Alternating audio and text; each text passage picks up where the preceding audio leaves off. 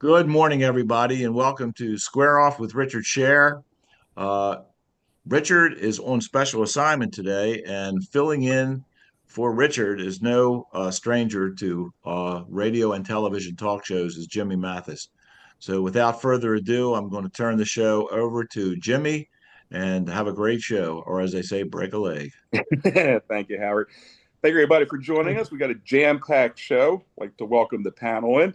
Spiritual leader, Sharon Wright, attorney Tom Minkin, Mr. Politics, Hassan Giordano, and financial expert Tyrone Keys. Guys, thank you very much for joining us. How's everybody doing today? I'm good. Good. So Donald Trump finishing up his first 100 days in office for the second time. Trump hit the ground running before he was even sworn in and has not looked back. From Doge to immigration to free trade, it has been a whirlwind for the last 100 days. Let's kick it off with Mr. Politics. Hassan, what are your thoughts? It was real simple. President William Henry Harrison, who governed from the start of 1841, had a better first 100 days than Donald Trump, and he was dead for 70 of them. So I think when we look back at the Trump presidency 2.0, he's going to be judged very critically over these past 100 days. Pastor? You're muted. Who? Pastor Wright, can you hear me? She's muted. Okay. Let's go ahead to Tom. I appreciate Hassan's opinion.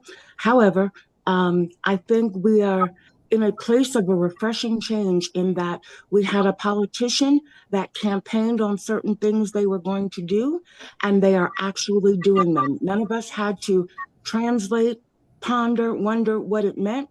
He said he was going to make sure we were treated fairly on an economic scale with regards to tariffs. He said he was going to handle immigration. He said things he was going to do, and he's doing them. Now, if folks are not happy with the fact that he's doing them, then they need to look at themselves and try and understand why, when someone says they're going to do something and then they do it, there's a problem. Tom, what are your thoughts? Well, my thoughts are a little more basic. They're propelled by the fact that earlier this week I looked at my 401k, and when I realized that it dropped 20% in 1 month, I said to myself that something is going wrong with this country. And the question becomes, what is it? I mean, in this morning's paper, they talked about the military has doged out 30,000 civilian employees. That's 30,000. Can you imagine the condition of the military in that situation with all the support people gone? I mean, it's ridiculous. What this man has done with these tariffs is beyond comprehension. And I don't see any future in which he's going to be better until he calms down and backs off. And Tyrone, talk about the finances of this. Unemployment numbers coming out today. Unemployment at 4.2%, 177,000 jobs added. The financial part of this, what are your thoughts? Well, over the past 4 years, we saw a lot of smoke and mirrors from the Biden administration. Quite frankly, he increased the federal worker rolls as a little sleight of hand to keep the employment numbers up. That was inflationary, and we saw a corresponding increase in inflation as a result. We ended Biden's term with 21% cumulative inflation. That is out of this world. Now, all of a sudden, the Democrats are concerned with the economy after they gaslighted the nation for 4 years, trying to tell us that everything was fine. In terms of the tariffs, tariffs are a rather esoteric financial concept. So it's no wonder most of America does not understand how they work. And if you just take a basic view, the United States of America has been getting hosed for decades by other nations. This is why when I was in France, I saw a Chrysler Sebring drive down the street and it turned heads. Why? Because you don't see American cars in Europe to the extent you see foreign cars here. And this tariff redo is trying to correct that. So we have free and fair trade. And if people are patient, they will see that in other aspects of the economy will work out just fine. And Tom, I'm going to come back to you. Musk still involved in Doge, but is obviously beginning to remove himself out of it. Not that Doge is going anywhere. Numbers as of today, again, take them at what you will, but almost $1 trillion, 160 billion in inappropriate payments. Doge isn't going anywhere. At some point, though, do you think that the waste, the abuse, the fraud, at some point that did need to be dealt with in this country? Well, it can always get better. I mean, Lord knows that there's waste, fraud, and abuse in every political format, not only in this country, but in the world in general. The problem is that, you can't take an axe to the economy the way Musk, by the way, who, as we all know, is not even a citizen of the United States, let alone a federal employee. This guy is just wrecking carnage throughout the entire government, and the effect of it is just catastrophic. Pastor Wright, I want to come back to you. You brought in your opening statements. Whether you like Trump or you don't like Trump, really nobody should be surprised on what Trump has done during his first 100 days. He ran on free trade. He ran 2 elections on immigration. This poll, in full disclosure, from Maryland Matters, it's from Gonzalez, but reported in Maryland Matters, is about a month old. But when it comes to immigration and whether Maryland should follow the federal enforcement, 76% agree on an immigration standpoint on what Trump is doing right now. Absolutely. To break these big old concepts down into everyday things that folks can understand. You don't work your whole life to buy a house, have your car parked in your driveway, to leave your front door open so everybody who wants to can come on in and take whatever they want and do whatever they want. That's why we have locks. That's why we have fences. That's why we have kids. It's the same concept on a larger scale. And if I could pivot for a minute to the tariffs that Mr. Keys so eloquently explained, for everyday folk, a tariff is commission. When you work in a commission job and you don't get your commission, you're working for free. When we manufacture things and we sell them overseas and they don't buy them because they want to buy their own, and then they put tariffs on our stuff, our sales go down. So what Trump is trying to do is equalize the commission structure for all the folk. Hassan, let me ask you this, and we've been doing this for years together. I hate talking polls for a variety of reasons. They're a snapshot in time. You have push polls; they're easily to manipulate. Donald Trump right now is polling in the mid-40s. Depending on whether you have an R or a D in front of your name, that's either a great thing or a horrible thing. Trump, in theory, isn't running for another election, but he will have the midterms coming up right now. And it is significant that there is public support, or you end up losing the House and the Senate. And this is not a 4-year presidency, but it's a 1-year. So moving forward, again, with him continuing on everything he ran on, how important politically is it for him to still have the support of his countrymen as we blink our eyes and we'll be moving into a midterm election before we know it? I think it's very important. I mean, look, at the end of the day, polls are like buttholes. Everybody has them and they all stand, right? The only ones that matter are the election night polls, because that shows you where America is, or the country, or depending on if it's a district or the city, whatever. I think we're seeing right here in the Canadian elections right now is kind of giving us a snapshot of what might be to come in the American politics in the elections next year. And I think the president and the Republican Party needs to take that as a wake-up call. To me, I could care less. Most people who know me know I'm not one way or the other. I look at things as balls and strikes. And at the end of the day, I think everybody in America agreed that the federal government needed to have a Doge, right? It needed to have a responsible cleansing of it. What they did was not responsible. For Republicans who always talk about the United States Constitution, its sacred document, and this administration, the Trump administration, has all but trampled over the U.S. Constitution in so many different ways. I just don't understand how people don't push back on him as if he's God Almighty, and he's just not. Tyrone, let me ask you a question about that, because in all fairness, look, if there were a Democrat that were doing half of what Trump is doing right now, talk about running for a third term, there is a circumvention of the Constitution in this.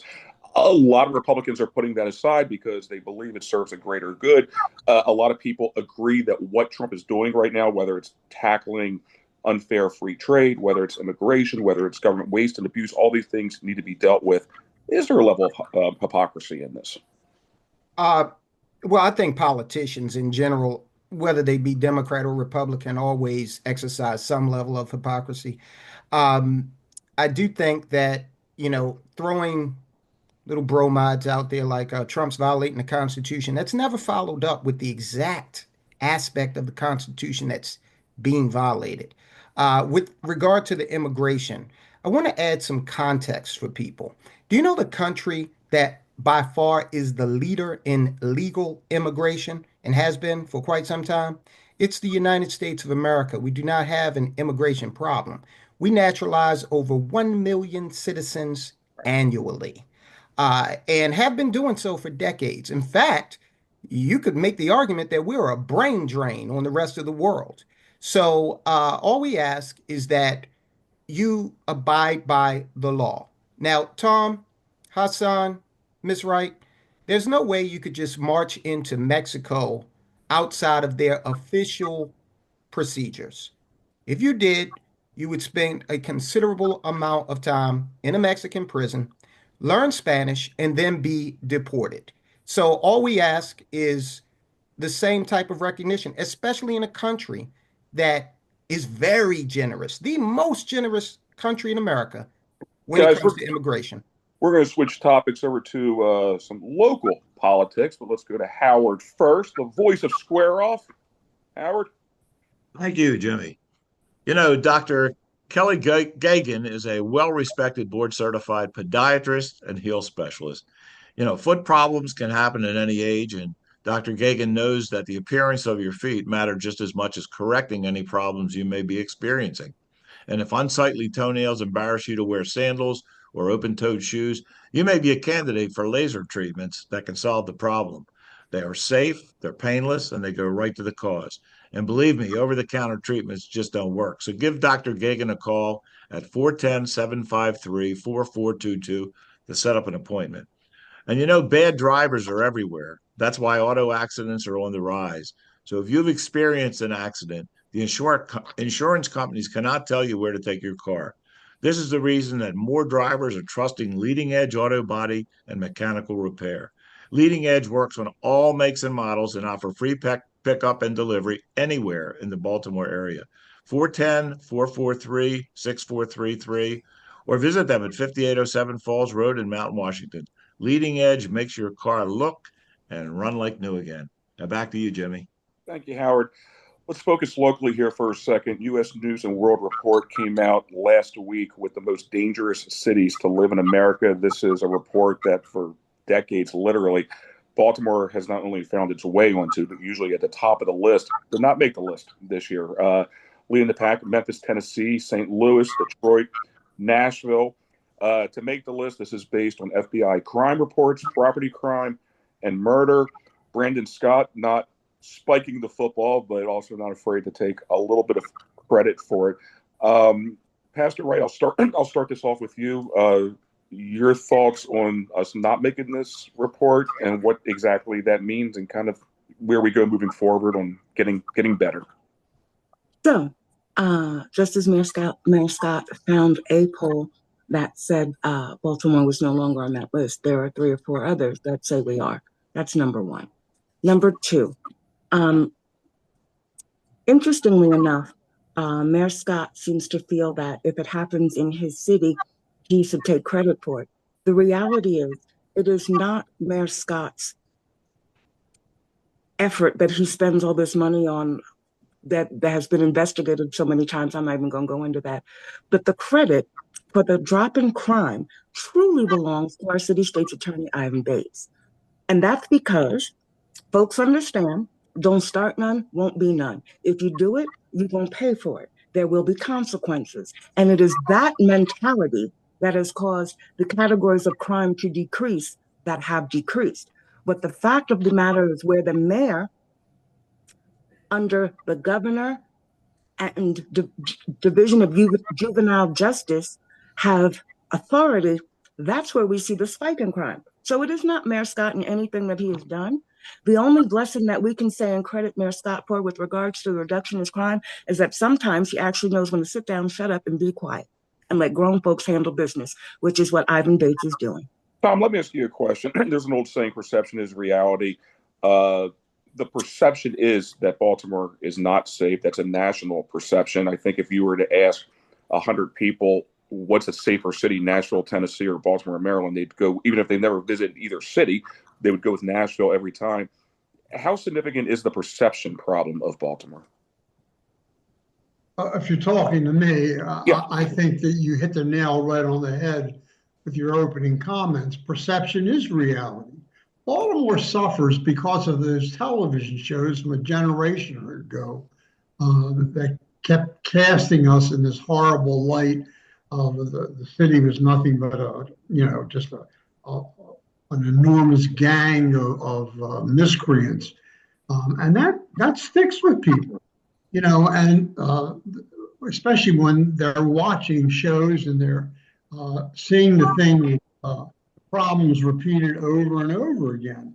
I think it's sad in a lot of ways. I mean, I'm a lifelong Baltimorean, and there are areas in this town where it simply isn't safe to go, irrespective of your race or whatever. And part of that, in no small measure, is due to that. What do they call it? The iron pipeline, where all the guns come out of the south, and they go up 95, and a significant number of them land here. I practiced law for 60 years, and when I began as an attorney, I was a criminal lawyer. I would go to court in Baltimore City. And you would have like 15 different assaults on every docket. Of the 15, 14 of them would be baseball bats, knives. You would very, very, very seldom see a gun.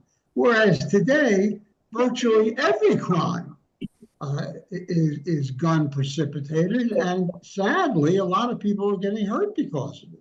And Hassan, let me get you in on this. I'm speaking in generalities here, but the perception with Marilyn Mosby was she was light on crime. The rhetoric from Ivan Bates, generally speaking, has been positive. It's a voice that has been missing in this city for a while. How significant has Ivan Bates' involvement been in bringing crime down a little? I wouldn't say a little, a tremendous amount, a lot. And look, obviously, I serve at the pleasure of our great state's attorney, so I'm a little biased when it comes to that. But I see the numbers on a daily basis. I see what the police are doing on the ground. I see what the U.S. attorney is doing. I see what our office is doing. I see what our federal partners are doing. I really don't get a great grasp on what GVRS actually does in all of this.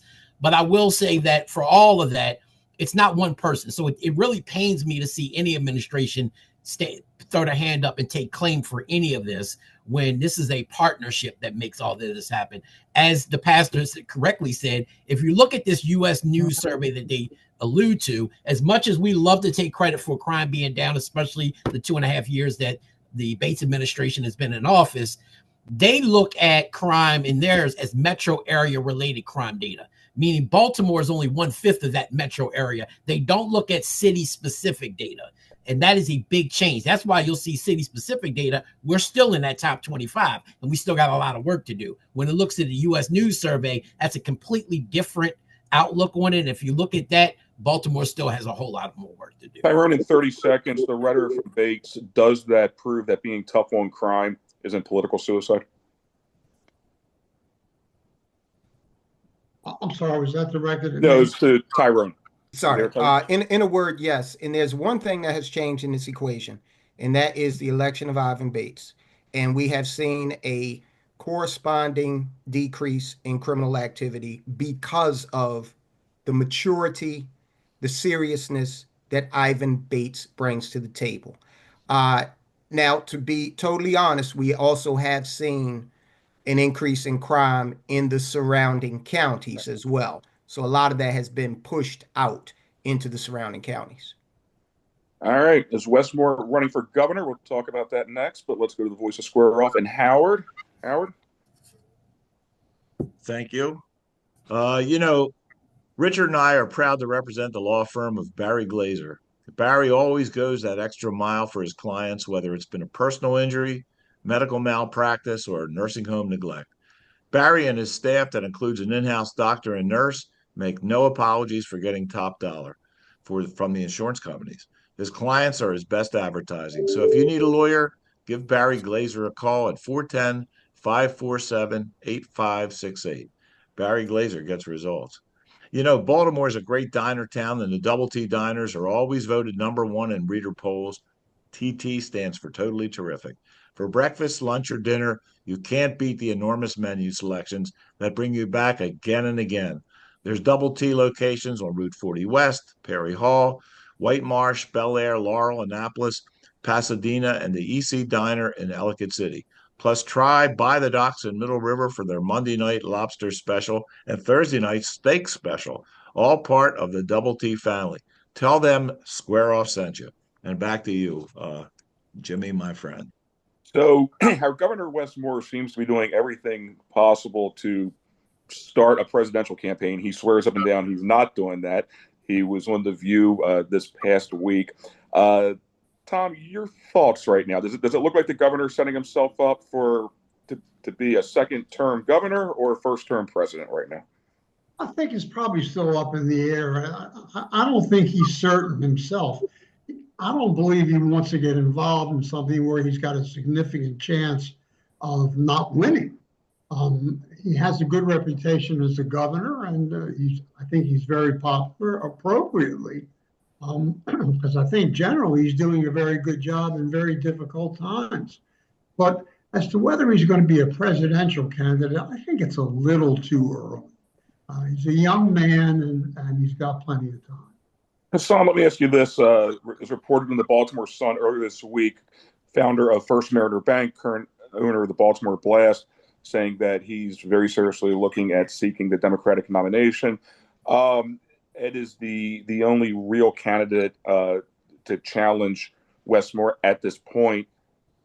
Is there a possibility that you could challenge this guy in a Democratic primary with the popularity?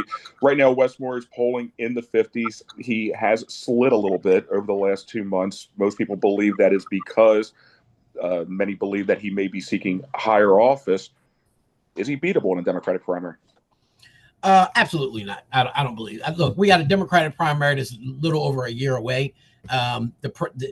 The governor is correct to go on The View and any other place to say I'm not running for president, because at this point he doesn't have to acknowledge that. Right now he has to run for re-election, which is next year.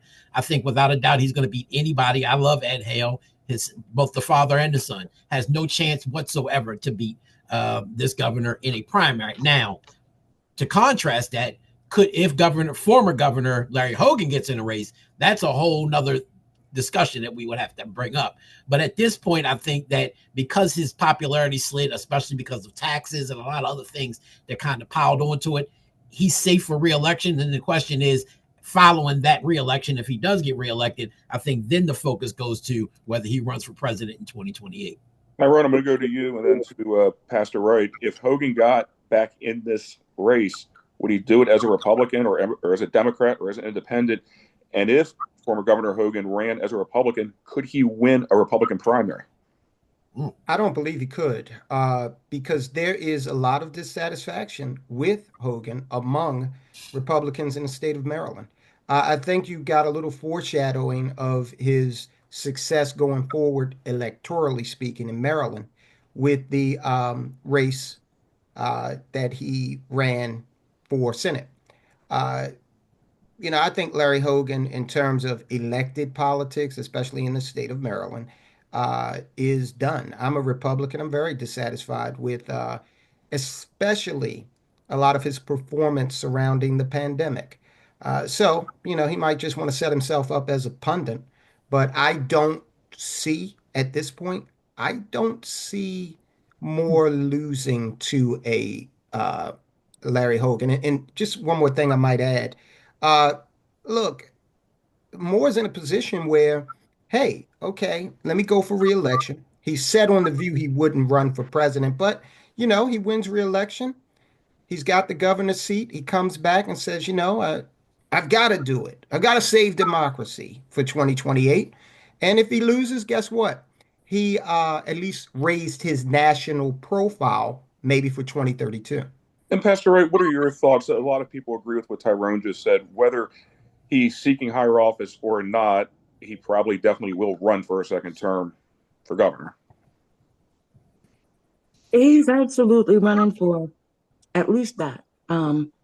It's funny when you watch folks, you can tell, despite the words that come out of their mouth, their actions say a whole lot more. In terms of whether or not he will run for governor, I'm sure he will run for re-election because that better positions him to have more time to be able to talk about how wonderful he is on a national stage, to be able to build up and make a decision about what he wants to do going forward, whether it's presidential or not. Now, the problem with that for us in Maryland is, although I like Governor Moore as a person, I do not like his policies.